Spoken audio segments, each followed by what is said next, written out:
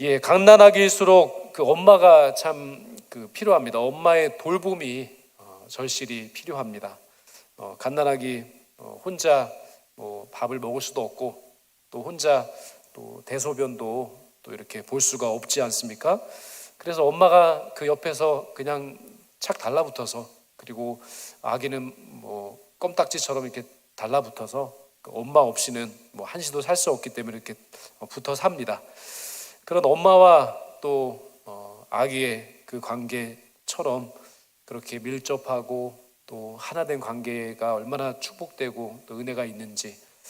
근데 그 엄마와 아기의 그 밀접한 관계가 이 아기가 다 뭐 성장해서 유치원에 간다고 해서 끝나는 게 아닙니다. 또 유치원에 가면 유치원에 보내는 만큼 또 많은 또 신경을 써야 되고 또 애를 써야 됩니다. 뭐 공부도 봐줘야 되고 뭐 운동도 해야 되고 많은 시간들을 같이 해야 됩니다. 뭐 유치원만 가면 끝나는 것 같지만 또 뭐 초등학교, 중학교, 고등학교 한번 가보십시오. 그러면 어때요? 더 손이 많이 갑니다. 더 많이 애써야 되고요. 더 많은 부분들로 여러 자녀의 많은 부분들을 살펴 주어야 합니다. 그럼 뭐 학교 졸업하면 끝나나요? 네, 끝나요? 학교 졸업한다고 끝나는 게 아니잖아요. 직장, 그리고 뭐 군대도 가고, 그리고 또 결혼도 해야 되잖아요, 그렇죠? 네, 자녀를 위해서 좀 얼마나 우리 기도를 많이 하세요. 자녀들이 뭐 장성하고 뭐 학교 졸업했다고 해도 뭐 대학 가는 일, 대학 졸업하고 결혼해야 되는 일, 결혼하고 또 끝인 것 같은데 또 어때요? 끝났어요? 또 뭐 하세요? 애기 뭐 손주가 얼마나 예뻐요, 그렇죠? 저는 아직 손주는 없는데 손주가 뭐 그렇게 예쁘다며요. 자기 자녀 키운 것보다 더 좋다며요. 더 뭐 예쁘고 정말 사랑스럽다고 하시는데, 그만큼 뭐 그 과정마다 자녀에 대한 부모님의 돌봄과 그 헌신과 수고가 끝이 없는 겁니다. 이 부모와 자녀가의 관계는 부모님이 생존해 계시는 한 계속해서 진행되고 또 이어지는 그런 관계라고 할 수 있습니다. 그래서 사람의 인생은 부모와 자녀의 관계의 연속이다라고 어떤 사람이 표현을 했습니다. 아기와 엄마 그리고 부모와 자녀의 관계가 이렇게 밀접한 것처럼 사람은 하나님 없이는, 하나님과의 관계 없이는 한시도 또 살아갈 수 없는 것이 사실입니다. 이 그리스도인은요, 예수님이 없이는 한순간도 살 수 없는 존재입니다. 예수님의 돌보심, 예수님의 인도하심, 또 예수님의 그 길을 또 열어주심의 그 은혜가 없으면요, 정말로 한시도 살 수가 없습니다. 이제 구역장님들 이제 종강을 하시면서 이제 방학에 들어가지만, 그러나 이 하나님의 돌보심, 또 하나님의 함께하심, 이 하나님의 신실하심은요, 방학이 없어요. 방학이 없어요. 그러니까 저희들은 조금 종강을 해서 좀 여유가 있겠지만 그 하나님의 우리를 향한 사랑과 돌보심과 그 은혜는 영원토록 변함없이 지속되는 겁니다. 그러면 어떻게 하면 이 주님과 함께 동행하는 이 행복한 삶을 끝까지 아름답게 이어갈 수 있을까요? 그것을 오늘 성경은 말씀하는데요, 먼저 주님과 동행하는 이 행복한 삶을 아름답게 이루어가기 위해서는 예수님을 마음에 먼저 영접을 해야 된다고 말씀합니다. 영접을 해야 된다. 그러니까 저희들이 이제 전도를 해보시면 아시겠지만 이렇게 전도지도 나누고 그리고 관계 전도 하게 되면 또 그분과 또 생활에 대한 이야기도 하고 삶에 대한 이야기도 나누잖아요. 그리고 나서 그렇게 전도한 다음에 제일 마지막에 그 결신할 때 어떻게 하세요? 안 해보셔서 모르세요? 영접기도 합니다. 영접기도. 자, 우리 영접기도 합시다. 오늘 저의 마음을 엽니다. 주 예수 그리스도께서 저의 마음에 들어와서 저의 왕이 되어주시고 저의 삶을 다스려 주시옵소서. 영접기도 하잖아요, 그렇죠? 안 하시는구나. 예. 그러면 안 하셨어도 괜찮아요. 오늘 설교 말씀 듣고 이제 하시면 됩니다. 그 사형리 책이 판매합니다. 그게 이제 500원이면 삽니다. 인터넷에서 500원이면 사는데 그거 사셔가지고 성경책 맨 뒤에다 이렇게 딱 꽂아 놓으시면 됩니다. 그러면 이제 전도를 하게 될 때 이제 사형리 꺼내셔서 영적인 4개의 원리 이렇게 잘 설명하시고 그 뒤에 제일 마지막에 이제 그 영접기도 있습니다. 거기 영접 기도문까지 다 있어요. 그러니까 그거를 항상 성경책에 끼워놓고 다니시면서 전도하시고, 그리고 끝에 이제 영접 기도를 해야 될 때는 그분과 함께 그 영접 기도문 보라고 하면서 같이 그렇게 영접 기도하는 시간을 가지시면 되겠습니다. 근데 이 영접한다는 것은 참 중요한 겁니다. 그 하나님을 나의 마음의 중심에, 주님을, 예수 그리스도를 나의 중심에 영접하는 것, 이거 참 중요한 거예요. 근데 영접 기도의 그 핵심적인 내용처럼요, 저의 마음을 엽니다. 네, 저의 마음을 엽니다. 그리고 주님, 이제 저의 마음에 오셔서 지금까지는 내가 내 인생의 주인이 돼서 이 모든 것들을 이제 이끌어 갔다면 이제 지쳤습니다. 이제 다 주님의 앞에 내려놓으니 주님께서 내 인생의 주인이 되어 주옵소서. 주님께서 내 인생을 이끌어 주옵소서. 이 영접 기도문의 핵심입니다. 마치 영접 기도문의 핵심처럼 우리의 인생 가운데 우리 주님을 그렇게 모셔드리면 그때부터 진정 행복과 감사가 가득한 새로운 삶이 시작되는 겁니다. 예수님은 임마누엘이라고 지칭하잖아요. 우리가 그 대강절 때 이제 성탄절을 또 앞두고 여러 말씀들을 묵상하는데 또 그 중에 우리가 가장 많이 그 암송하고 묵상하는 말씀이 바로 임마누엘이라고 하는 이 말씀입니다. 하나님께서 저희와 함께 계신다. 하나님께서 우리와 함께 계신다 라고 하는 그 뜻이잖아요. 임마누엘이. 그렇습니다. 복음 중에 복음, 바로 주님께서 우리가 정말로 붙잡고 살아가기 원하시는 가장 핵심은 바로 임마누엘, 예수님께서 우리와 함께 계시고 우리와 함께 하신다라고 하는 사실을 우리가 믿고 살아가는 것, 그걸 믿는 것이 복이라고 오늘 성경은 말씀합니다. 오늘 본문 5절 말씀을 다 함께 한번 읽어보도록 하겠습니다. 시작. 나는 포도나무요 너희는 가지라. 그가 내 안에 내가 그 안에 거하면 사람이 열매를 많이 맺나니 나를 떠나서는 너희가 아무것도 할 수 없습니다. 아멘. 그 앞절 1절부터 쭉 읽어보시면 바로 하나님 아버지가 농부이시다라고 말씀하고 계시고요. 그리고 이 포도나무 자체는 예수님이라고 합니다. 그리고 그 포도나무의 가지가 이렇게 뻗어 나가는데 그 가지가 바로 우리들이라고 오늘 성경은 말씀하고 있습니다. 바로 이 가지 자체는 포도나무에 붙어 있기만 한다면 그 가지는 그 포도나무를 통해서 수분도 공급받고 영양분도 공급받아서 그렇게 잘 자라고 그리고 결국에는 열매를 맺게 될 것이다 라고 하는 그 말씀이 오늘 말씀의 핵심적인 부분입니다. 그리고 이 포도나무와 가지는 모두 농부의 수고 없이는 자랄 수가 없습니다. 하늘 아버지께서 가꾸시고 그리고 병충해를 또 막기 위해서 그렇게 깨끗하게 또 가지를 그리고 포도 열매를 닦아주시고 관리해주시는 그 농부이신 하나님의 그 손길이 우리의 삶 가운데 사역 가운데 임하게 될 때 우리가 풍성한 열매를 많이 맺을 수가 있습니다.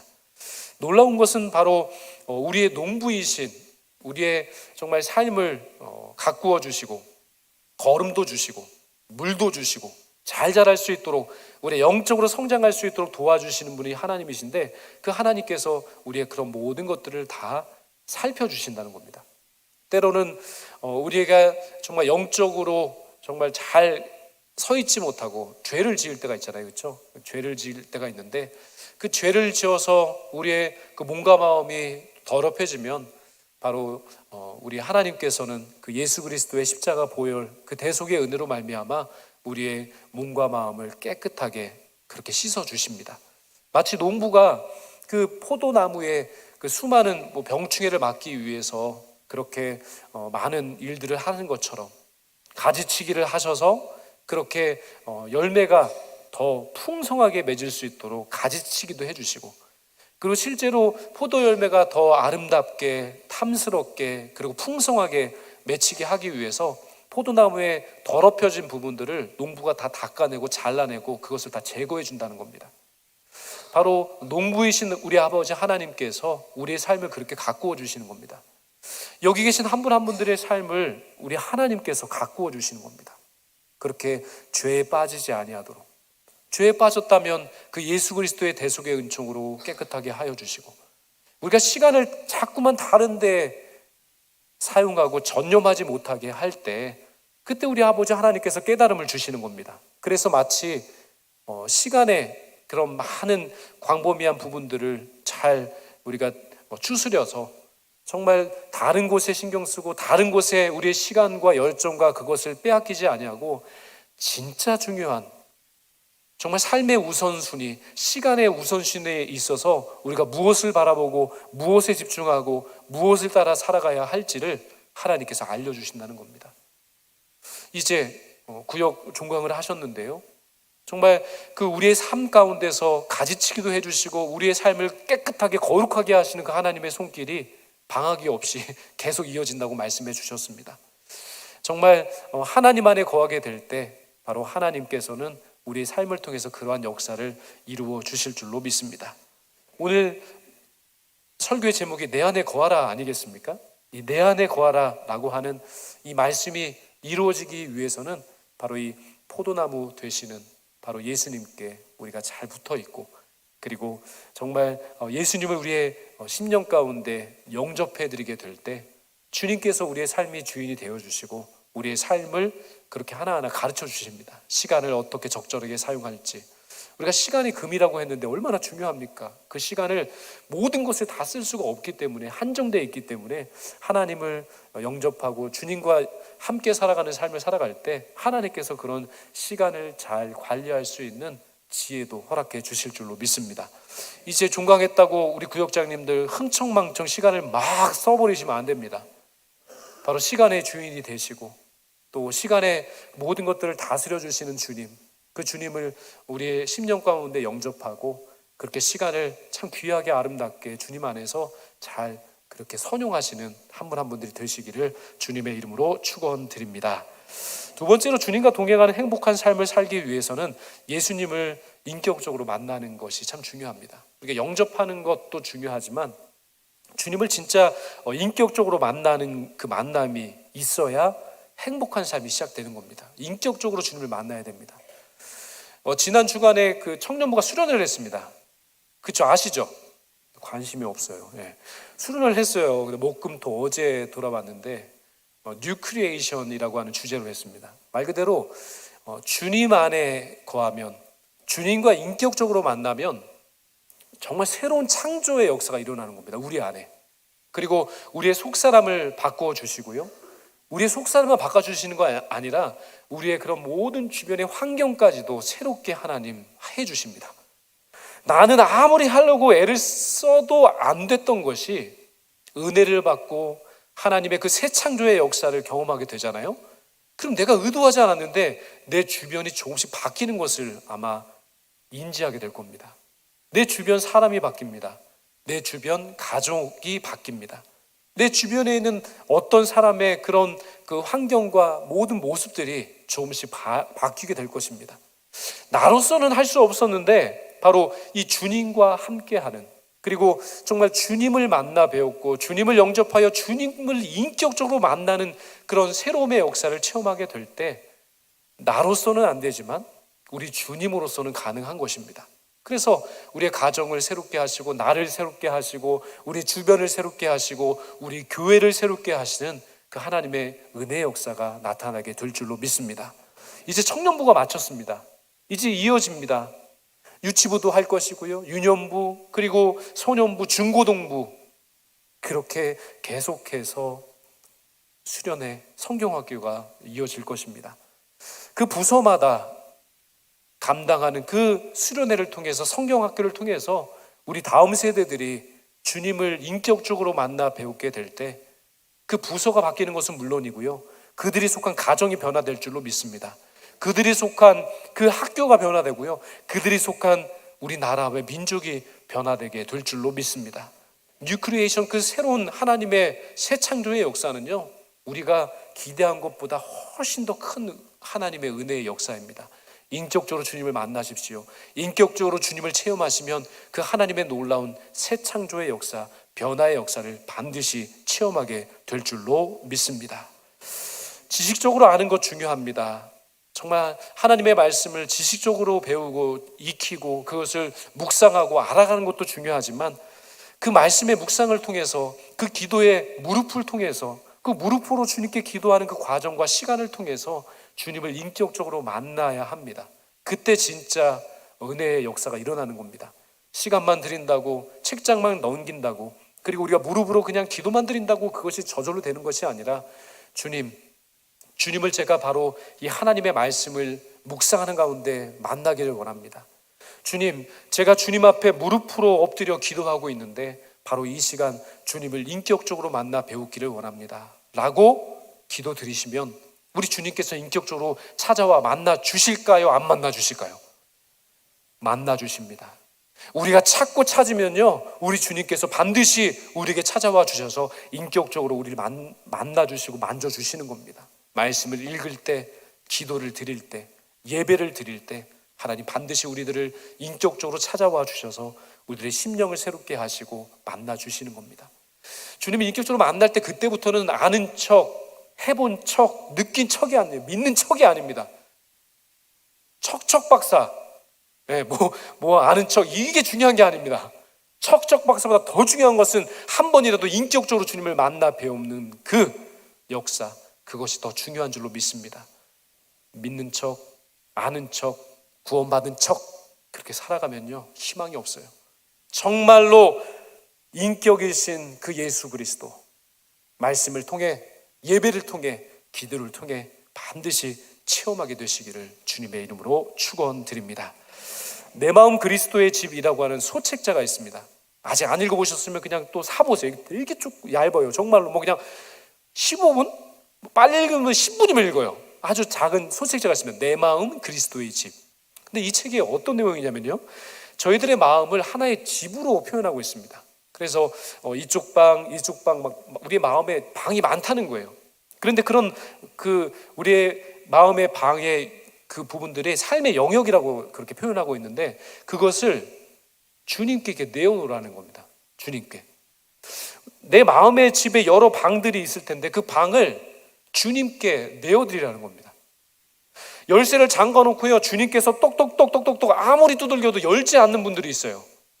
그게 아니라 바로 나의 마음에 많은 수많은 그 방들, 그 수많은 우리 삶의 영역들, 이걸 내가 하려고 하지 말고 그 열쇠가 있습니다. 열쇠로 다 잠가 놓으셨어요. 지금 여기도 세 분이 잠가 놓으셨어요. 마음의 방에 여러 방들이 있는데 그냥 열쇠를 잠가 놓고요 아무리 예수님께서 막 똑똑똑 두드려도 열지 않는 분이 있어요. 이 내 마음 그리스도의 집에서 어떤 말씀을 하냐면요 그 키를 주님께 내어드리라는 겁니다. 우리의 삶의 영역들이 있습니다.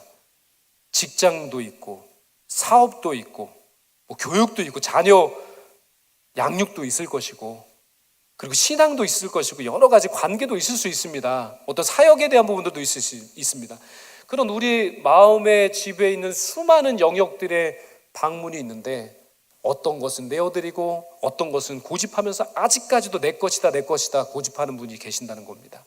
그런데 이 책은 이야기합니다. 그 마음의 방의 방문 열쇠를 주님께 드리라는 겁니다. 오늘 인격적으로 주님을 체험한 여기 계신 한 분 한 분들이 그 마음의 방, 내 삶의 모든 수많은 영역들, 수십 가지나 되는 그 수많은 삶의 영역들에 잠겨진 그 방문 열쇠를 오늘 이 말씀을 듣고 주님께 드리는 이 시간이 되기를 간절히 소망합니다. 주님께 나의 방문 그거 잠가놓고 아무리 고집들여봤자 그 방이 새로워질 수 없습니다.